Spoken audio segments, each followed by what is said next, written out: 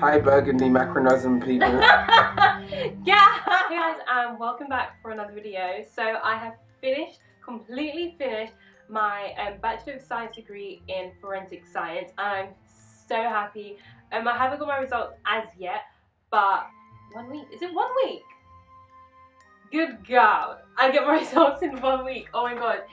So I definitely think I passed, and I'm hoping I do get a first. If I don't get first, then I'm pretty much close to first. I'm just so happy that I've made it through my degree. There's definitely been times where I thought I couldn't do it. I soon, get that motivation back and still push my hardest, and I made it through. So I just wanted to give you guys a few tips from what I've learned from being at university. If you do have any more specific things you want to ask about, then just leave them down below and I'll definitely reply to you, and just try and give you the best advice that I can coming from me and coming from my experience. Okay, so to keep this video short, I just wanted to go through a few tips.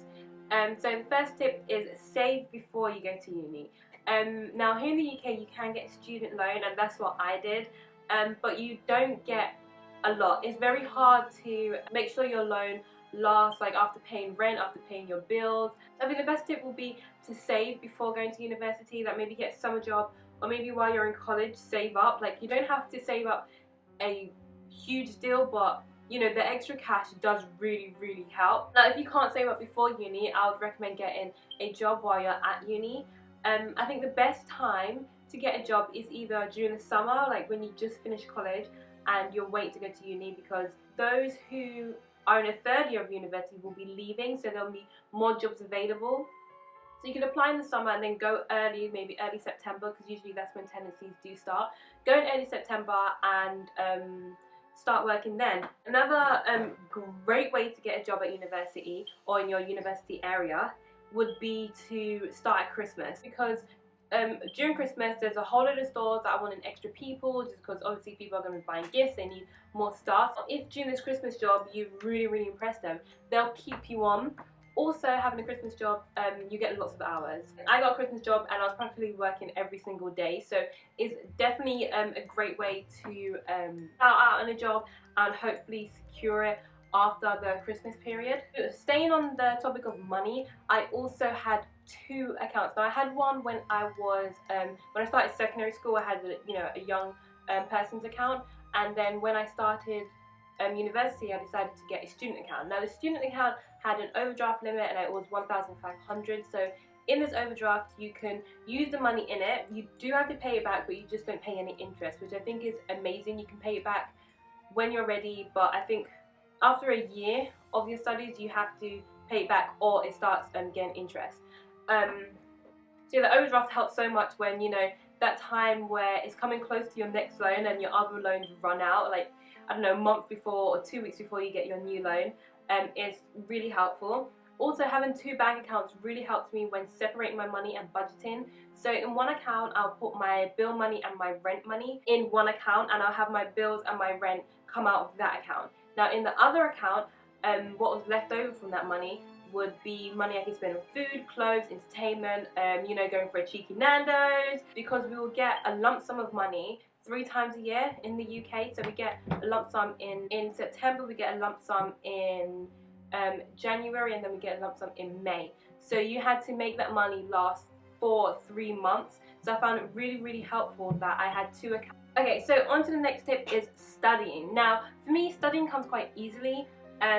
Not like saying it not to be boasting or anything, but it's pretty easy for me to sit down and study, or to focus my mind so I could stay focused on the topic or not get distracted. But if you are one that gets distracted easily, I would just advise closing Facebook, close Instagram, get everything away from you. If you do need your laptop to study, I'll just recommend closing those sites, closing the internet completely, and focusing on what you need to do.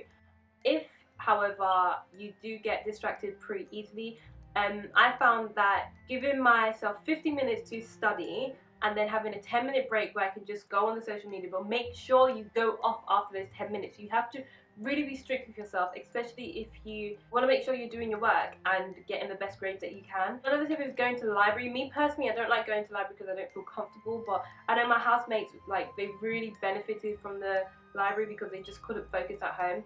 So try and find out what works for you. Along with the studying is revision. So I would recommend revising once a month, even if you don't have an exam. Now, my university, we had exams at the end of the year. I know some universities have exams at the end of the semester, but for me, I remember everything that I had learned throughout the whole year, so September to May. So for me, it was really helpful to revise at the end of every month. So what I'll do is for all the subjects that I had, all the notes I had, I'll just recap all of that at the end of every month. So first month I didn't have that much because, you know, it just started. Second month I'll recap the first month and the second month. Third month I'll recap the first, second and third month. It just made it so much more easier to revise when it came to exams, because, you know, you're not cramming. Because you're doing it repetitively, it's transferred to your long-term memory compared to your short-term memory if you were to just study it for a month or maybe the day before your exam. Another tip I can give you is that to do some extra reading. Now, I found that my extra reading, it didn't give me much extra knowledge, but it sort of reinforced what I was learning in my lectures. So it basically went over the same things, but some of the books would explain it differently. Some of them will give different examples, so it helped me understand it better. So my next tip is organization. At university, I found there was so much going on. At my university, there wasn't a set timetable. Like, you know, at secondary school and primary school, you have a set timetable that is the same every week of the year. But at university, my timetable changed a lot. So I would have practicals one week, I wouldn't have the next week. I would have certain tutorials one week that I wouldn't have the next week. So what I did is I printed out my timetable for the year. I coloured like the practicals, tutorials and lectures in different colours so I can see what was a practical that I wouldn't have every single week, and what was a lecture that I would have every single week, and what was a tutorial which would be on and off.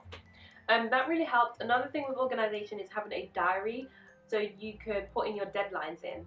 Now, I had a diary for 2 years and I'll start using it at the beginning of the year and I'll just stop using it. But now I have my iPad. It's not here with me, but I do have an iPad and I got it in my third year of university, and I think it helped so much more just because it was able to notify me when a deadline was coming up. So what I'll do is I'll put the deadline in on the day, and then I'll put an alarm or a notification to come up a week before to make sure you know, I had done it and I had handed it in.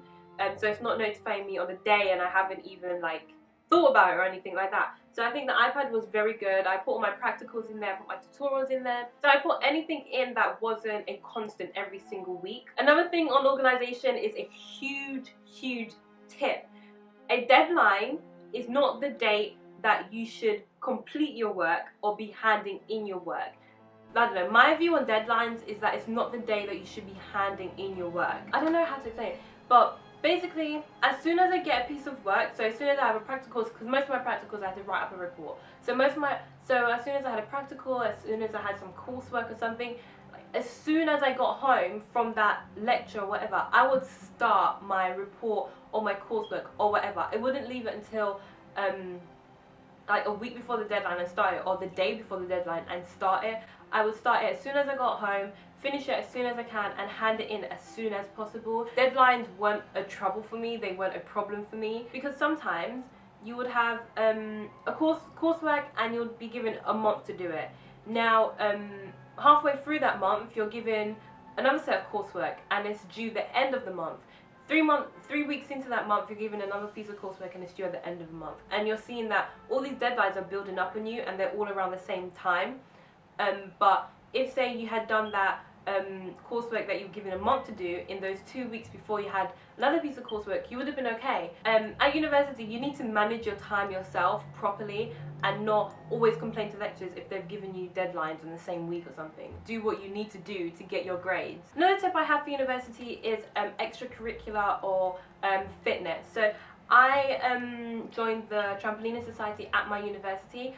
I had done trampolining before and I completely love it, so I was so glad that my university had a trampolining society. I found it was really helpful, especially in my first year, to make new friends and socialise more. In societies, you sort of all have that one thing in common, so you already have a connection, so it's easier to sort of socialise with them, and because you have that connection and because you're both interested in the same thing, I think it's easier to become friends because you sort of have the same interest. Fitness is another thing with being at university, can get really stressful, and sometimes you just need something to release all that stress.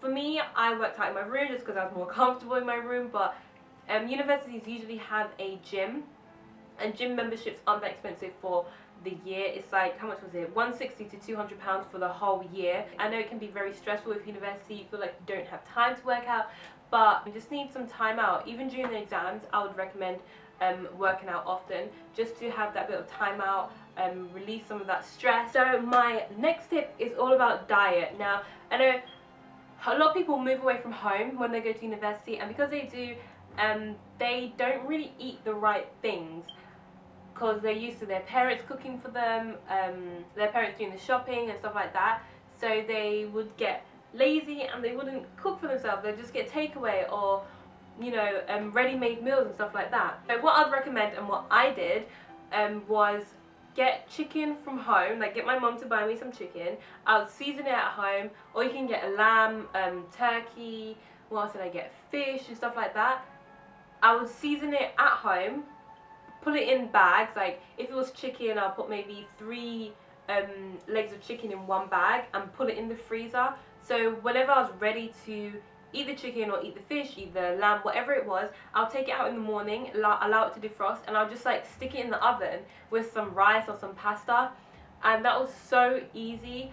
It definitely saved my diet and saved me some money as well, because you know, you can't be having takeaway every single day and not be broke, you know. It was definitely extremely simple, and that's what I practically lived off the first year, because I wasn't that used to cooking for myself. Although I did cook at home, I wasn't that used to cooking for myself, so it definitely did help in the first year. My last and final tip is just to have some time out. Even if you're not working out, definitely have some time out. Your brain can't function on constantly just studying, but I'd also say study every single day, whether it's for half an hour, an hour, whatever it is. Study every single day, just to keep your brain in that mode and keep your brain going. So yeah, that's the end of the video. I hope it helped. If you do have any more specific questions, then just leave them down below. If you are going to university in September, then good luck. If you're already at university, I hope you're enjoying it, and yeah, I'll see you guys in my next video. Bye guys, stay sweet.